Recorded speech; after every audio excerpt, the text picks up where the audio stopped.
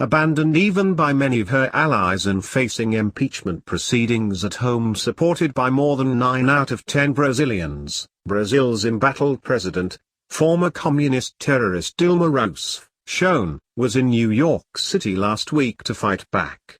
After expressing her fervent support for the United Nations climate agreement and thanking her comrades for expressing solidarity, Rousseff practically begged the UN and the world's media on Friday to help her battle against what she falsely described as a coup d'état.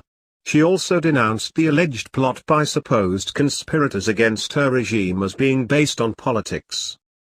In the real world, though, following the overwhelming vote in support for impeachment in the lower house of Brazil's Congress, few were buying the bogus narrative.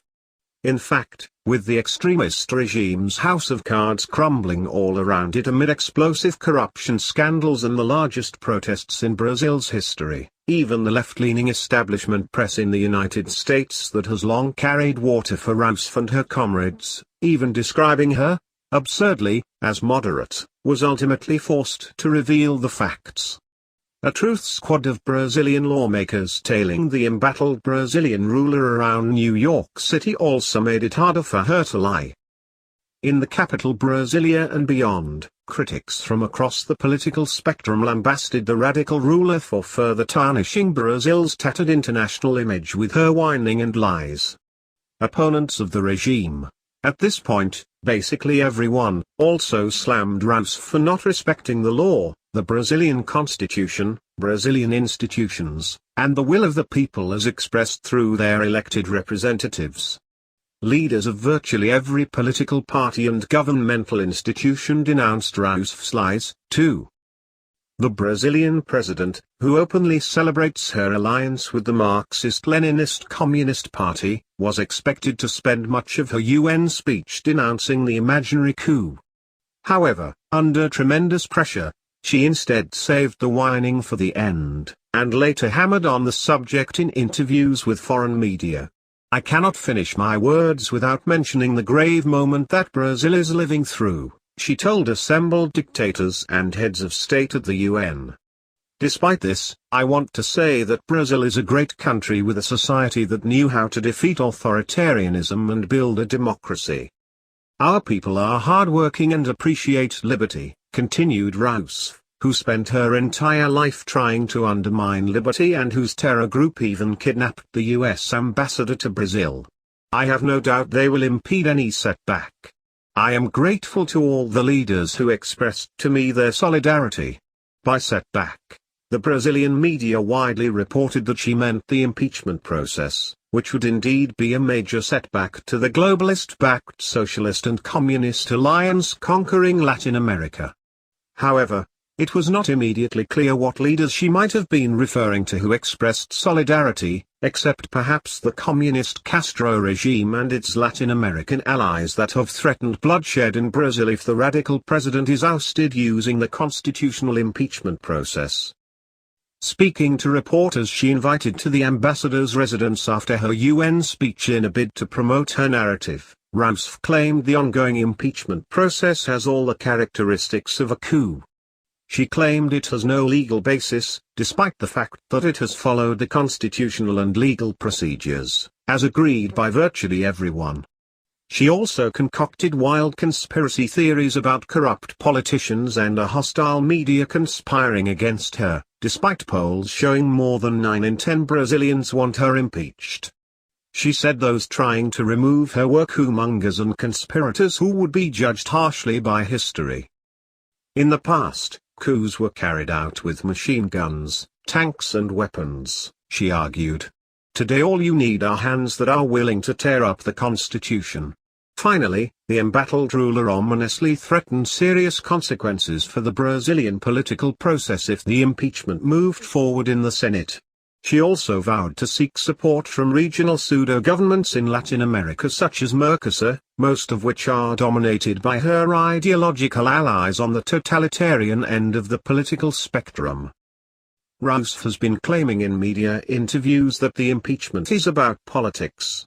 In reality, She is accused of serious crimes, ranging from covering budget shortfalls by illegally shifting money from state banks and companies, to overseeing a vast criminal operation to rip off the public by diverting funds from the state oil giant Petrobras into advancing tyranny in Brazil and beyond.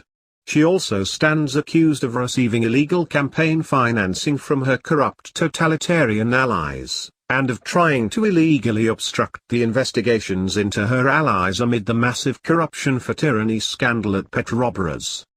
Almost nobody was buying the lies, however.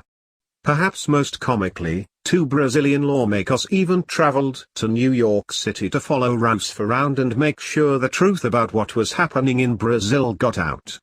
The Brazilian government's diplomatic service at first reportedly tried to block the delegation of federal congressmen, but that too sparked an outcry as critics accused Rousseff of further politicizing the civil service.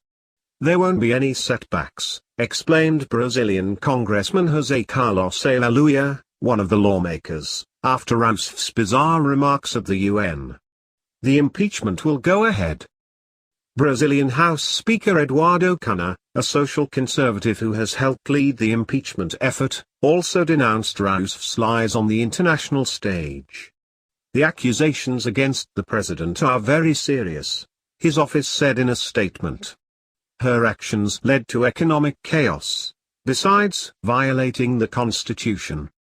Cunha has also been accused of involvement in the massive corruption scandal engulfing the nation, like virtually Brazil's entire political class.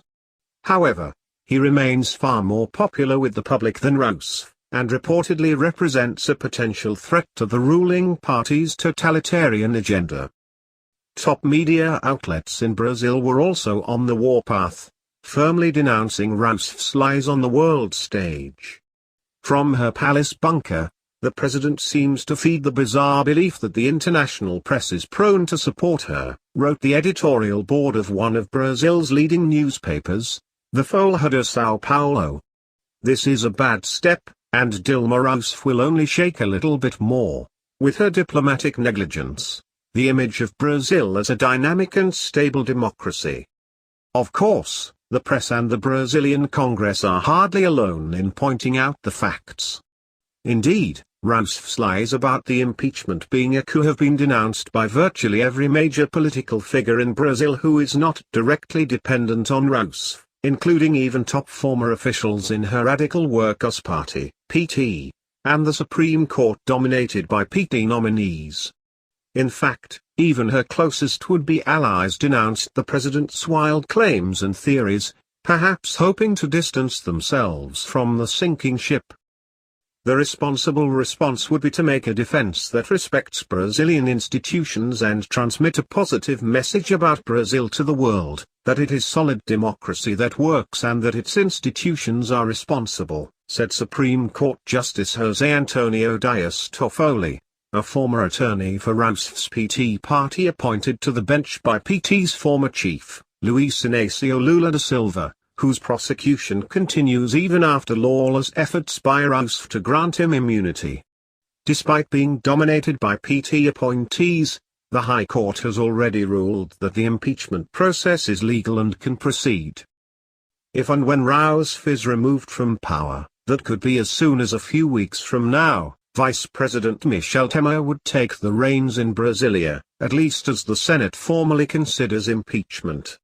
But like Rousseff, Temer is ridiculously unpopular, and has also been ensnared in the corruption scandal that threatens to bring down Brazil's entire political class.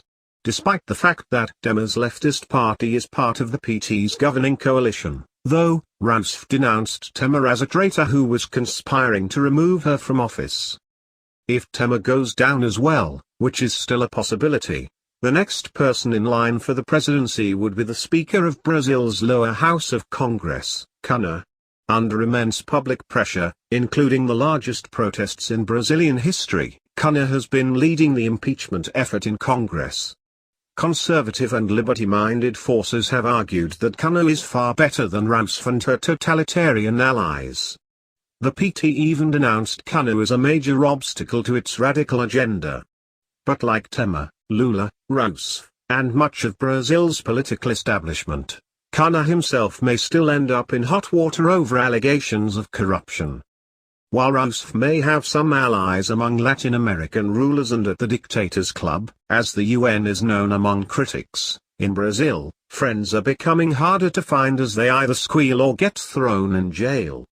That is good news for Brazilians, nearly all of whom desperately want Rousseff and her corrupt cabal out of power.